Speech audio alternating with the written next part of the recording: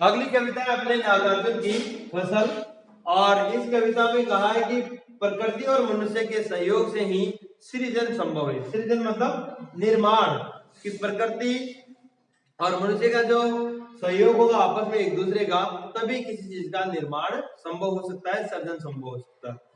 बहुत ही अच्छी कविता है फसल। जो फसल किस प्रकार उत्पन्न होती है और किस प्रकार हम सब जो किसान हैं, किसान पुत्र हैं, तो किसान फसल को के साथ क्या क्या मेहनत करता है फसल को तैयार करने में, और उसको तैयार होने के बाद अलग अलग शहरों में अलग अलग लोगों तक पहुंचती है, तो उसमें किन किन चीजों की आवश्यकता होती है, क्या क्या चीजें उसमें सहयोग करती है, उसके बारे में छोटी सी कविता। एक के नहीं, दो के नहीं, ढेर सारी नदियों के पानी का जादू। कि फसल क्या है, एक नदी नहीं, न दो नदी, ढेर सारी नदियां के, बहुत सारी नदियों के पानी का जादू है।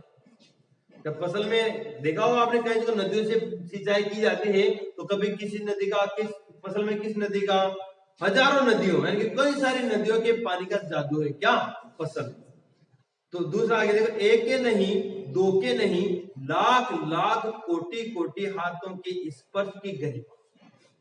तो लाख लाख कोटि कोटि, लाखों लाखों, कोटि कोटि मतलब करोड़ों करोड़ों हाथों के स्पर्श की गरिमा किसे कहा है यहाँ पर, फसल।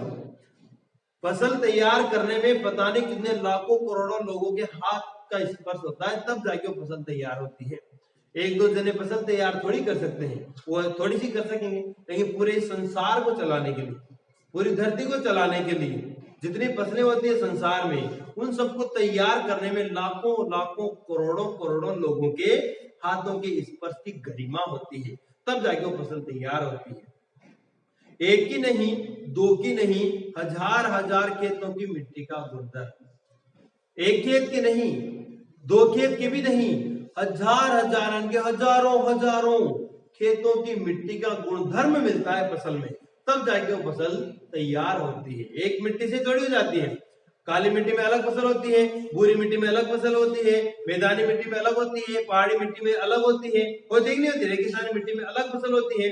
तो हजारों हजारों खेतों की मिट्टी का गुणधर्म यानी कि उस मिट्टी का जो स्वभाव, जो गुण होता है, वो उस फसल में मिलता है, तब जाकर वो फसल हमें प्राप्त होती है।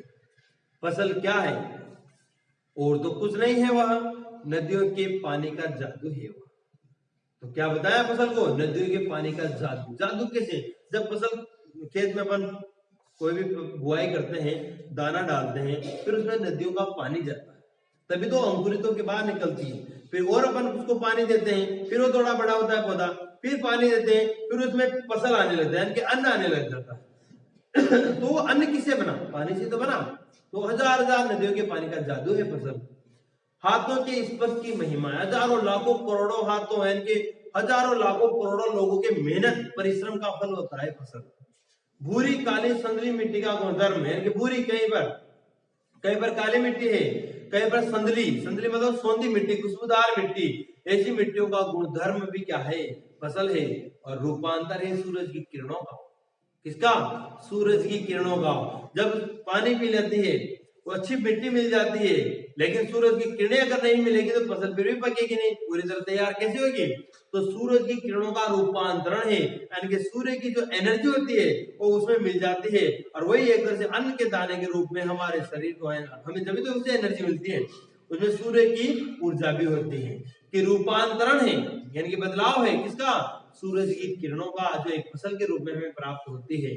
और सिमटा हुआ संकोच है हवा की तिरकन का, यानी कि हवा, हवा भी जरूरी है, हवा भी तो जरूरी है ना, कि सिमटा हुआ संकोच है हवा की तिरकन का।